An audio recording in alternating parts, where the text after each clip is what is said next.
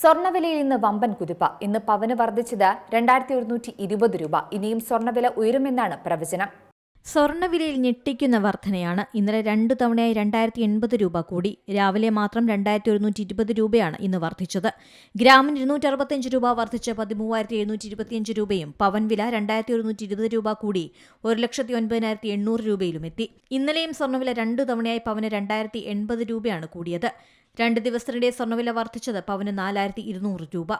Hormuz കള്ളടുക്ക് വഴിയുള്ള കപ്പൽ നീക്കം സാധാരണ നിലയിലെത്തുമെന്ന പ്രതീക്ഷ രാജ്യാന്തര വിപണിയെ സ്വാധീനിച്ചു. രാജ്യാന്തര വിപണിയിൽ സ്വർണ്ണവില കൂടിയതോടെ കേരളത്തിലും വിലമാറ്റം സംഭവിച്ചു.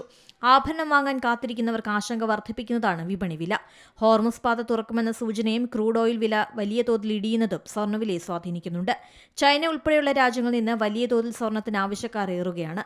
ഇന്നലെ രാജ്യാന്തര വിപണിയിൽ $169.6 നേട്ടത്തിൽ ഔൺസിന് $4,246 സ്വർണ്ണ വ്യാപാരം അവസാനിച്ചത്. രാവിലെ $4,300 മുകളിലേക്ക് എത്തി.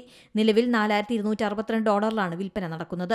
ഇന്നലെയും ഇന്നും 4% വീതമാണ് സ്വർണ്ണവില കുതിച്ചത്. News desk C Malayalam news.